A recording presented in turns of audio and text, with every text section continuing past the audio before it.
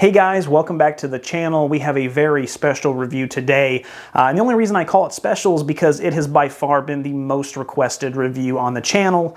The first 2 years I'd have someone occasionally, but the last few weeks, I'll be honest with you, probably in the last month I've had, goodness, probably 10 people request this golf ball. So it's definitely time to push it to the front of the line and get it tested, get it reviewed. And of course, I'm talking about the Kirkland Signature Golf Ball. This is of course the Costco golf ball, which came out, a few years ago. I think it's probably been almost half a decade now, but really surprised a lot of people. They marketed it as a Pro V1 killer, maybe not killer, maybe that's not the right word, but a Pro V1 competitor, but at a significantly less price. And when I say significantly, I mean a lot significantly less, because we're talking about $35 for 2 dozen golf balls. That's basically about $17.50 a dozen. And let's be honest, if you're any golf ball that even kind of compares to a tour level golf ball at that price range is really good. Most 2-piece golf balls aren't even that price anymore. I tested the Callaway Super Soft recently, as well as the Super Soft Max. Those were $25 a dozen, and that's for a very inexpensive beginner kind of, beginner intermediate golf ball. So that's a really, really low price. It is kind of the type of low price that would scare me initially, just because, okay, it's too good to be true. What's wrong here? What did you sacrifice? Usually if there's a price, gap that high, it's, okay, does the durability suck? Does it not go as far? There's usually something wrong. So we will dive into that. We will test it. We will find out. Some of the comments I've seen, a lot of people turn to this golf ball because they say it has very high spin. And if you're someone who wants a tour ball with high spin, but you don't want to pay that price, this is the golf ball to go to. So we'll definitely check that out as well. But let's go ahead and dive into this review and let's see what these numbers are. It's been a long time coming, so I'm pretty excited. All right, so let's get in first of all to the design of the golf ball. And I will go ahead and tell you that I'm not a super big fan. I mean, it says Kirkland Signature on the front there. It feels like a supermarket logo. I mean, you can obviously tell that that's not a normal golf ball logo that you would see. All these other golf brands that have been around forever have these really sleek, modern logos.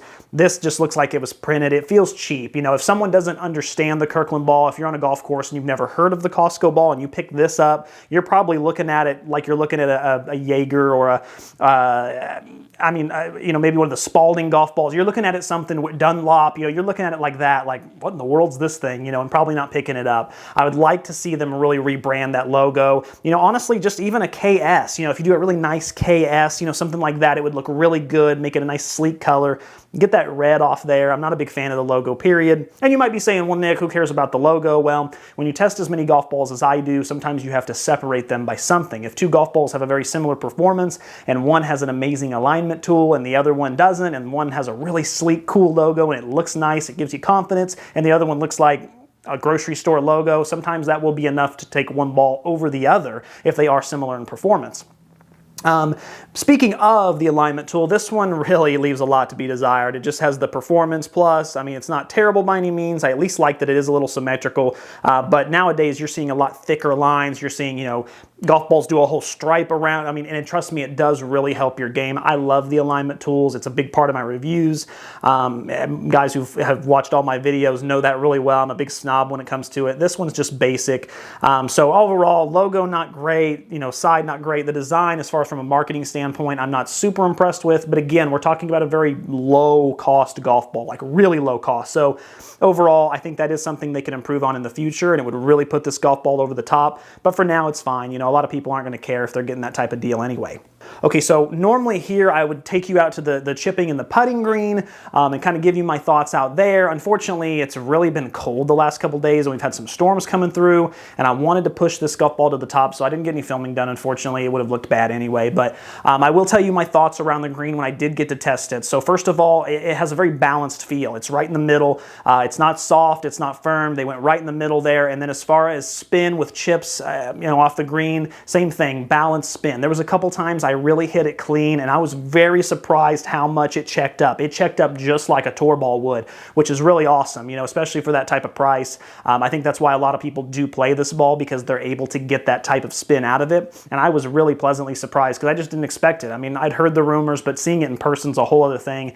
So it does have good spin, especially for being that type of golf ball. The feel being that balanced, you know, there is a click there for feedback, but it's not obnoxious. You know, it's just right there in the middle, that nice balance to where it feels soft coming off, but it gives you a little click just for feedback to whether or not you hit it good. It's a really good balance. I loved it a lot. So they did a really good job with the feel around the green. Ball seemed to roll true. I did have trouble lining it up, I'll admit. The alignment tool, when it came to putting, it didn't help me by any means. And another thing, I'll be honest with you, with the putting, the feel was really good. I enjoyed the feel. If I had to describe it to you, I would say it's like a tour ball. That's how it reacts. It's very soft. It has a very slight firm press to come off there to give you feedback, which reminds me of the Pro V1, the Max Fly, the Chrome Soft. I mean, it really does feel like that. So they did a great job with it. That's not an easy thing to do. So I'm really impressed they were able to do that. Unfortunately, the one thing I don't like is the ball does drag when putting. It's you know, and I have the same problem with firm golf balls. When I'm putting with them, you have to come back with the putter a lot more because the golf ball just doesn't spring off like it normally does. One of the benefits of the two-piece golf balls are, let's say the Super Soft Max or Super Soft whatever, is because they are a little squishier and softer, they really spring off the putter with what I call the bouncy ball effect. And basically that allows that golf ball to just, you barely come back, tap it, and it goes boing and shoots off, and you get a lot more distance. So that way you can control your accuracy a little bit better. Tour golf balls are usually a little different. They're a lot firmer, and a lot of the time where, you know, with a two-piece, you might have to come back this far. You had to come back that far with the tour ball just to get it to go the same distance. And the farther you go back, the more room there is for air on your putt line. So that's why those two-piece beginner balls with putting is a lot better for intermediate and high handicap guys, is because of that. This one felt like the tour. It drug. There was a lot of times I'd come back and I'd hit it, and then my first immediate thought was, Nick, you crushed that. You hit it so far, and then it was short. And it kind of took me a second. I mean, I think my first 5 putts with this golf ball were all well short because it's such a learning curve. It's a difference. So I'm not a big fan of that. But again, if you're somebody who has been playing the Pro V1 for a while and then you want to switch to a cheaper golf ball that has a similar performance, that might not be a bad thing for you because you'll be used to putting with that type of golf ball. But if you're someone who's been using a two-piece golf ball that has a lot of spring and all of a sudden you're like, you know what, let me try the Kirkland ball, it's going to be an adjustment. It was for me. It took me probably a good 15-20 minutes to get even kind of accumulated with what it was doing. So overall, there will be that learning curve. But around the greens, it was a really good performance. I'm not a super big fan of the drag on the putt, but I understand what they're trying to do. If you're trying to make it like a tour ball, then it makes perfect sense. That feel does translate into the irons as well. It's right in the middle. It's balanced. It doesn't come off the club super hot. There is a mild drag, but nothing too crazy. I think the numbers will still be really good, to be honest with you. But it doesn't have that pop that a two-piece golf ball does. You know, when you hit an iron, you know, with a really soft golf ball, it really just springs off the club super fast, like the Callaway Super Fast, for example. But this one right here did have a little bit of a drag, but nothing like the high-end tour balls. You know, the AVX I had, the Max Fly X, all those golf balls had a little bit of a drag just because of the compression. I just wasn't compressing them well enough with an average swing speed. All right, so without further ado, let's check out these numbers. Let's see how these numbers really did. Now, if you're new to the channel, I swing about 92 to 93 mile an hour with the driver, so it's an average to high swing speed. It's not high by any means. It's just kind of in the middle between middle and high. Middle, you know, modest would probably be 85 to 90. I'm 92, so I'm just right in between where fast and moderate is, you know, kind of right in the middle. So with that being said, let's get into the 9-iron first here. Let's look at these numbers. So 9-iron, 92.5 mile an hour with the ball speed. That is a little higher than average. That's awesome. 126.8, that's average. 120.6, that's kind of average as well. So what that tells me immediately is that the golf ball was spinning a lot. Now, my Swing Caddy ball launcher does not read spin on a 9-iron, unfortunately, but I can just tell by those numbers. The fact that I got really good ball speed, but not as much distance, that tells me that golf ball is up in the air spinning quite a bit. I wish I had the exact number for you, but I can promise you it is. We'll get it on the 7-iron. So the other thing I noticed is it does have a very high launch. 26.2 is definitely a high launch, and when the ball's going that high in the air and it's spinning that much, it's going to not only stop on the green, but it is going to come back at you a little bit for sure. Okay, so now jumping into the 7-iron, let's see if we get there. 7,187 RPM on the spin. That is very, very high for me. I mean, that's anything over 7,000 is extremely high for me. Good to see that, to be honest with you, because again, this golf ball I'd heard, it spun a lot. That's why people liked it. In fact, even I saw on my Golf Spy, they said it might have even spun a little too much at times. 7,187 would probably be a little more spin than I'd be looking for, but if you're someone who's looking for that spin, you don't spin the ball very much at all, that's a breath of fresh air. So that's awesome. 107.1, that's right in line with average. 157.1, that's a little less than average. 145.9, a little less than average. And then a 20.2 launch, which was high. So again, kind of similar concept with the 9-iron. Now with the 7-iron, the golf ball had average speed. It had no problems coming off the club, but because it's spinning so much and because it launched a little higher, it's just ballooning up in the air and you're losing a little bit of distance. So if you use this golf ball and you're used to using a different golf ball, just be wary of that. You know, with your mid irons, your long irons, you might get a little bit more spin and you might lose a few yards. So if you normally hit, you know, your 5-iron, let's say, you know, 160, 170, count on 5 yards, 10 yards less than that at first, just because you might be ballooning it up in the air a little bit. It's not necessarily a bad thing. It's just, you know, again, you have to trade that spin for something. You can't have more spin without having less distance. You know, it just doesn't work that way. Getting into the 5 hybrid, so here we go, 4,207 on your RPM, which is right in line with average. 119.2, that's an excellent ball speed. I mean, balls are really compressing well there, which is good. A lot of torque balls do really well with the hybrid just because they compress so well. 195.6, very good. 182.1, very good. 16, again, a high launch, which I do not mind with the hybrid at all. I don't mind a high launch with the hybrid just because I can get it to stick to the green a little bit better. So overall, those numbers are really impressive. So far I've just kind of had average and average, but getting into the hybrid now, these numbers are really impressive. So I almost wonder if the driver numbers are going to be impressive as well. Maybe now the golf ball is compressing a little more, which was something I was a little worried about. Because when I did do the research for this golf ball, I noticed it was in the 90s as far as compression. Usually if I have a golf ball in the 90s for compression, I don't compress it that well. So I'm really honestly surprised the numbers were as decent as they were with the 9-iron and 7, because usually if I get a 90 compression ball, you know, like the Wilson Triad, I lose quite a bit of ball speed. I usually lose like 4 or 5 mile an hour of ball speed. So I did not do that. So again, very impressive. Let's go into the driver now and see what we did. So 2,532 spin with the driver. That's really low. That might actually be one of the lowest I've ever tested.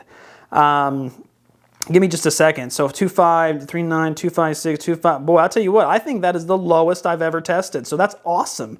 That's the lowest spin I've ever had with the driver, which I don't necessarily mind spin on my driver shots just because, you know, I'm swinging at moderate average speed. I do want the ball to get up in the air a little bit just to get some more distance. But again, that's not a big deal. Having low spin just means I can hit a little bit more of a line shot and let the ball roll. 234.6 on your distance. Boy, that's really below average. Wow. 133.2, that's right in line with average. Okay, so that's average ball speed. So again, average ball speed, 214.3. That is going to be, again, very low on the carry. And then, okay, so there's our culprit, 13 on the launch. Yeah, and to be honest with you, that's real. So when I was actually testing the golf ball out into the net, I immediately noticed that the golf ball was launching very low with the driver. And, you know, I hit probably 4 or 5 golf shots and it was just low every time, you know, 12, 13, 13 and a half, 14, you know, really low. And then so I even opened the face a little bit. I tried to get the ball to launch up in the air to see if I could get any more height. And I'll be honest with you, this golf ball just wants to launch low, which is really weird because, based on the other numbers I've seen, the 7-iron, the hybrid, the 9-iron, those all launched really high. So I thought, you know, okay, you launch a little higher with the driver, you get massive distance, and I think that would have been the case. I think if I could have got this launch up to 14 and a half to 16, which is where I want to be, I think the numbers would have really been phenomenal. But this golf ball, I just couldn't get it to launch high for some reason. It just didn't want to do it. I mean, and it was very consistent. You know, if I was to show you the numbers, it's not like one would be 10 and one would be 15, you know, and it'd average out to a 12 or 13. They're all like 12, 13, 12, 13, 12. It just wants to launch low, and I don't know why. And unfortunately, that took quite a bit of distance off. I lost about 7.5 yards off of it. And that unfortunately does not leave us with a happy ending. It's a little bit more disappointing just because I thought the golf ball was doing so well until that point.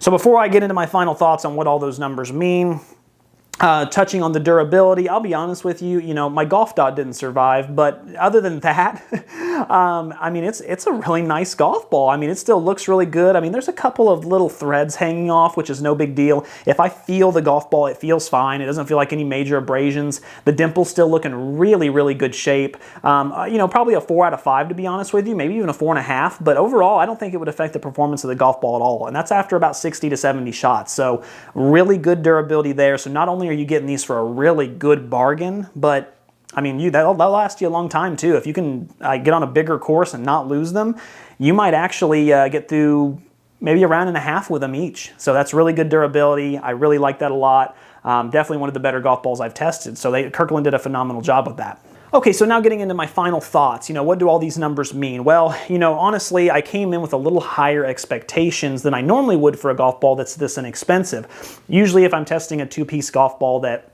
let's be honest, is in the lower ranks, I don't have a bunch of expectations for it. As long as it can keep up with the pack, I'm pretty good, as long as you're getting a good value. This one, though, had such an extreme value, but I've heard so many people talk about how it's a direct rival to these tour balls, especially the Pro V1. They're like, hey, I used to play the Pro V1, now I play the Kirkland. It's just as good. I think it's better. I've heard that a million times. Or I played, the TP5, or I played the whatever, and people really seem to love this golf ball. So my expectations were a little higher. Not as high as a tour ball, obviously, because a tour ball costs $50 a dozen. So my expectations for tour balls are through the roof. Like, you better perform really, really well, otherwise I'm not recommending you. So does this golf ball get a recommendation from me? Well, I think it does. My main concern is the driver numbers were very subpar, and I couldn't get the golf ball to launch in the air. And unfortunately for me, one of my big issues I've had with my golf game lately is I haven't been getting the golf ball in the air enough. I've been kind of, for a while I had my face turned in a little too much, and I was taking a lot of loft off of it. And my clubs are already really lofted low. That's happened over the last 5 years. Golf clubs have went from 7-iron to being here to 7-iron being here, and it happened real quick. And that's how my clubs are. They're very strongly lofted. And I need to get the ball in the air more. And so when I see this golf ball, my first initial thought is 9-iron, amazing, get a little height on it, 7-iron, amazing, 5 hybrid, really great numbers there, but driver, unfortunately, not so much. So, for example, the golf course I'm playing tomorrow is a short course. It's, you only get the driver out, I think, 3 times. This would be a perfect golf ball for that one. But if I'm playing on a championship course where it's really long, I need that added distance with the driver, I'm probably not going to get it out of the bag at that point, just because I am going to lose a little bit there. Now, on the contrary, on the other end, let's say I get and play like a medium course, your local public course or something like that. The wind's really strong. I need to keep it low. I need to keep it out of the wind. Just let it run. Okay, I might get it out of the bag there as well. So there are situations I would definitely use this golf ball. I think it does spin a little too much for the average golfer, or even a beginner golfer for sure. If you're not a consistent iron striker and you're not able to strike it the way you want, you're going to get a lot more spin, and you're going to get a lot more slice and a lot more hook than you want to a lot of the time. So the spin isn't always a good thing. Sometimes it works against you as well. So overall, if you're someone who has normally played with a tour golf ball, you've played with whether it be the Vice or Callaway Chrome Soft, TP5, whatever it may be, Pro V1, and you're like, you know what, I'm just tired of spending this money. My wife's on me, you're spending $50 a month in golf balls. I need an alternative. I think this is a decent alternative. Now, there have been a lot of golf balls on my channel that I think do perform better than this, especially ones that have, a better design, a better, alignment tool, things like that. I think better numbers. So there are better golf balls than this, but being the price it is, it's just hard to argue with the price. $17 a dozen. I completely understand why someone would say, you know what? Yeah, there are golf balls out there that would get me an extra 3 or 4 yards, but who cares? I'd have to pay, $30 a dozen or $35 a dozen to get those, opposed to $17 a dozen, and it's just such a low price that I can completely see why people love them. You're getting a very good golf ball and probably the best price I have seen yet. To be honest with you, I just got done doing my top 5s in December, and with the value being a 5 out of 5, this probably would have snuck into the top 5. It definitely would have been an honorable mention for sure, but it probably would have snuck in at like number 5 or number 4 just based on that alone. So really good golf ball. I wish the driver just launched a little higher, but other than that, it was a really phenomenal golf ball. Definitely designed to feel like a tour golf ball, and for a price that is extremely low, that Costco has kept extremely low. I thought for sure they would have increased it quite a bit just due to the last inflation over the last year, but no, they came out with the V2, in the middle of the summer last year. Golf ball still an amazing price, and as you can see, it performs really well. So guys, as always, keep watching to keep saving, keep learning. If you're not subscribed yet to the channel, please subscribe. I get all kinds of golf ball reviews. My goal is to review every golf ball in the market and see which one is the best for an average swing speed. And then who knows, maybe once we get done with that, maybe I'll get my buddy Alex in here for the high swing speed. Maybe I'll let my mom swing for the slow swing speed. We'll just keep it going. We'll see if we can find the best golf ball for every swing speed for every person. That's my ultimate goal with the channel. So if you're not subscribed yet, please subscribe, like, comment, get YouTube's attention. That way we can grow this. I really appreciate all you guys. I do. Until next time.